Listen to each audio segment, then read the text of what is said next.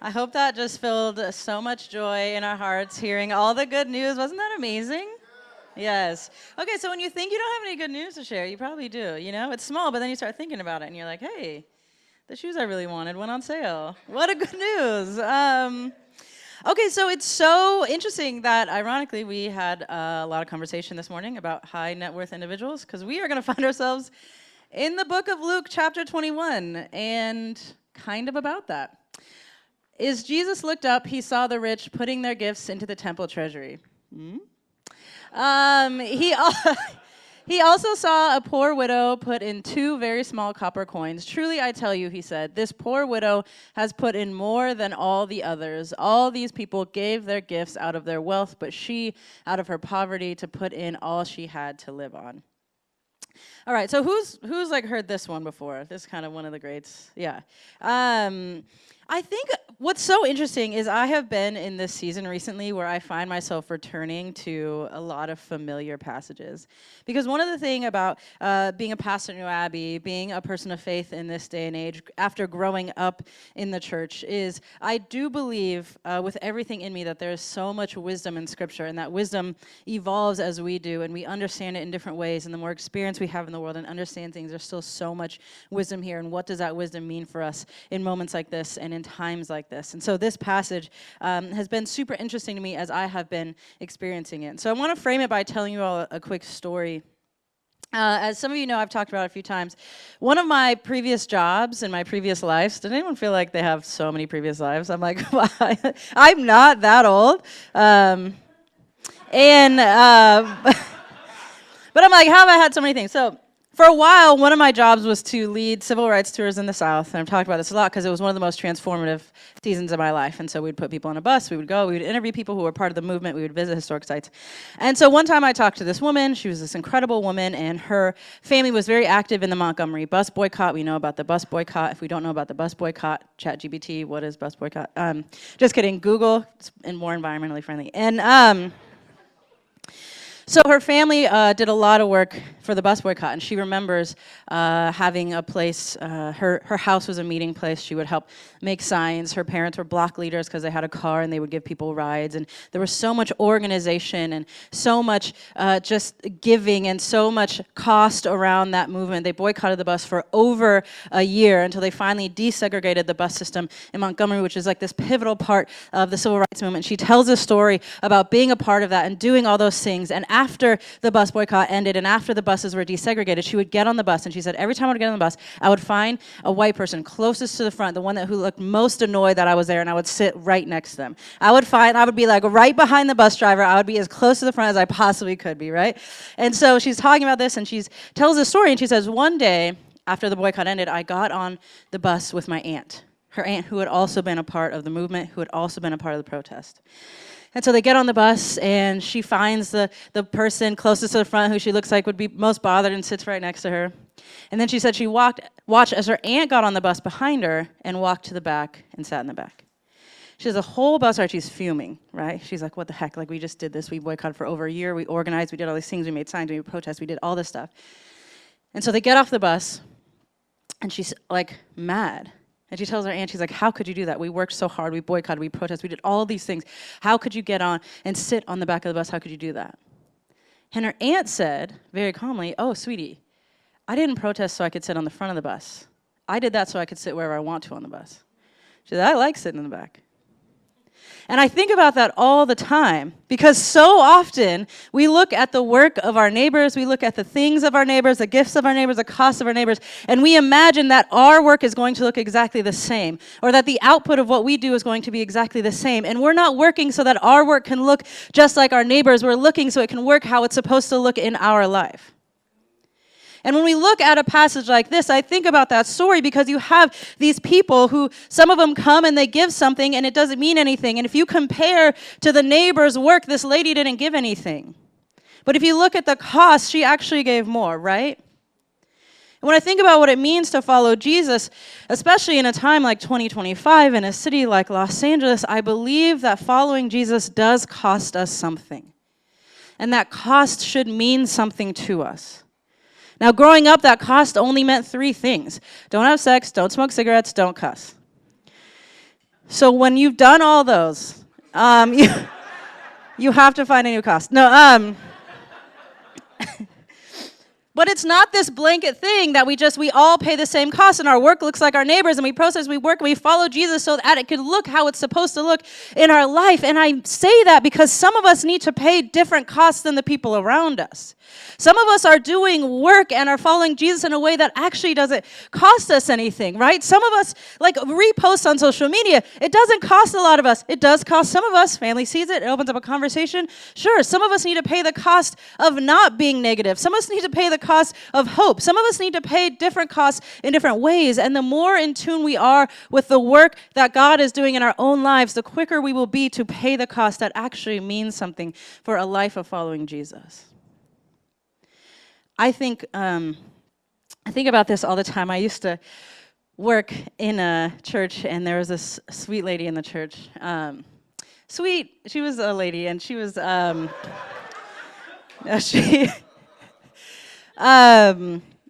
she would do these trips, these mission trips, often to India. And she was this a wealthy, a high net worth individual. She was, and I remember one time saying, like, man, that's kind of amazing. Like, you do all this work, right? I have this framework that's a big cost, right? And then she would tell me the series of events that would get her to this place and the work that she was doing, right? And at some point I realized these trips cost her nothing. She would get on this plane, she would do all these things, but then she had this situation happening in her life that she could not face, right? And I say all that to say, I don't think mission trips are bad, and I don't think all of these things are bad, but for some people, it's easier to get on a plane and fly halfway across the world than believe that something can be different in your marriage or in your family. That wasn't a high cost for her to do that. It's a higher cost to be hopeful. I think right now, more than anything, we are in a recession of hope. I think we're also in a recession of money, but TBD.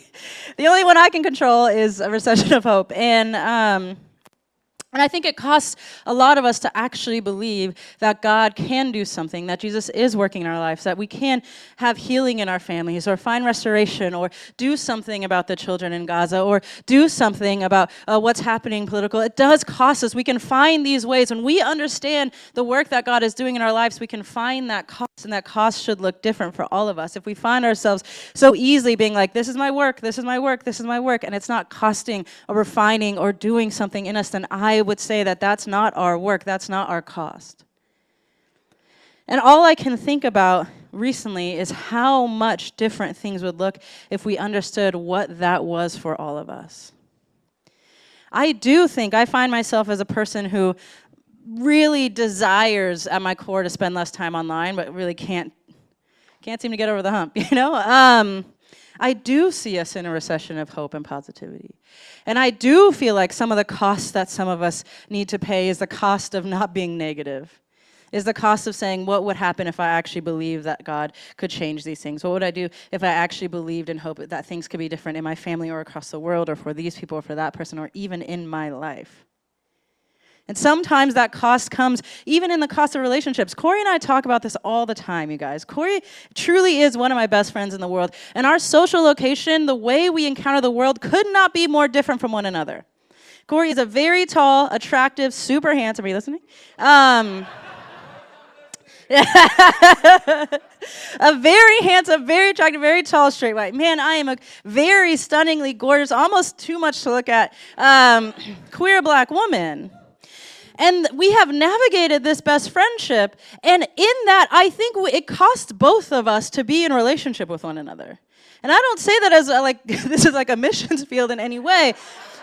But I say that to say we have both had these life experiences, these conversations. We have both said things to each other where we're like, that sounds crazy. I don't even understand how you could believe that about the world or believe that to be true. And we have had these conversations. We have sat through them. We have worked them out. We keep having them. And we have created this friendship and this community together that really does cost some of us, because I'll be in a room and I'll hear people talking about people like Corey. And I have to say something. That's not true about my friend Corey. And Corey will be in a room and he'll hear people saying things about me. That's not true about my friend Beans. And that relationship costs us. It costs something for me to say, I want to better understand your worldview and what you're saying and how you're explaining how it feels to be you in the world. That costs me something sometimes.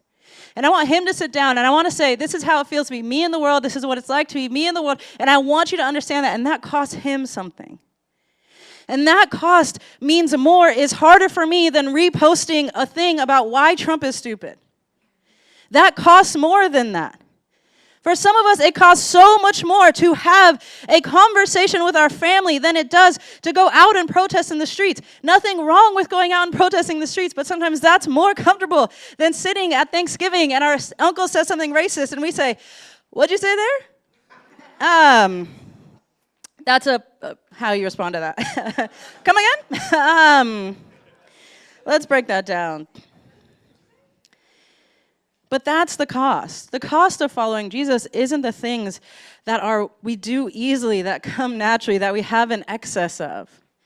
The cost of following Jesus is finding where God is moving in our life and then pursuing that thing, pursuing that excess. Maybe you are the person who needs to fly across the world and get a different understanding. Maybe you need to partner with our friend here, who I didn't even know was going to be here this morning, but great timing.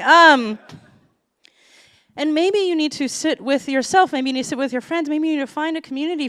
I love that you were like, I'm drowning. I don't know what to do. I'm going to do something that's actually, it's going to cost me. I'm going to put time, energy, and money, and I'm going to find a way to be a part of that. That's beautiful. And those are the kind of things that we need to be doing, the things that cost. I've shared this before, and I really do think, again, there are so many things in the world, and we'll never turn our eyes to them at New Abbey. And I believe that joy is its own act of resistance. And what's hard is living in a time with so much information and so many things is sometimes we do not pay the cost of what it means to be a hopeful person in the world and to carry that resistance into our work. And I do think that that makes a lot of difference as we engage with the story and the narrative of Christ. And I've shared here before about the quote that I heard from, he was an older gay man who grew up in a different time. He grew up during the AIDS crisis, and he said this quote. He said, of his experience in that time, he said, we buried our friends in the morning, we protested in the afternoon, and we danced at night. And he said, it was the dancing that kept us going. And I think about that all the time because I think for some of us in the room, the dancing is the hardest part. We'll be there for the grief, we'll be there for the protest, and what does it mean to also be there for the joy? I know it doesn't make sense, but I think sometimes the joy and the hope are the things that cost us the most. They are the things that we need to be participating in. They are our 2 copper coins that we need to put in the bucket. I don't know, this is never going to be a church where I stand up and I say, here are the 3 things you need to do to follow Jesus well this week. If I ever start doing that, just follow me in the parking lot, slash my tires. No, don't do that. Just stop coming, actually, maybe. I don't know. Because so much of Scripture is not a prescriptive thing about what every single person needs to do in our life. It is wisdom that is meant to be digested, to say, what is my work? What are my copper coins? What are the ways in which I feel like I am following Jesus, but what I'm actually doing is just paying out of a surplus, and it's not costing me anything? And what are the 2 coins that I'm actually holding so precious that I know I need to put in that thing? And that's the beauty of Scripture, is that thousands of years later, there's wisdom for it in us today. There's wisdom for it tomorrow. There is going to be wisdom in this, but we have to digest it and make it personal and real to us and figure out what that cost is. And that is my hope and my prayer for this community. As we enter a season of life in the world like one I have never lived in before, I am endlessly grateful to be a part of a community that I feel like is honestly praying these prayers and figuring out what that means for them, and will pick up different ideas and different acts of things and different conversations with family and different beliefs in their family and their marriage and their kids and parenting and all of the things happening for us. I think something truly beautiful can come out of that. That is what it means for me to follow Jesus in this moment, is to figure out what is the cost. What does it look like? It doesn't look like my neighbors. It doesn't look like my aunts. I'm not fighting so that we can all have the same thing. I'm fighting so that we can all have liberation and freedom to figure out what that thing is for us. So with that, you're going to grab the same 3 or 4 people and answer this question. What cost do you need to pay to participate in the Jesus story? Enjoy.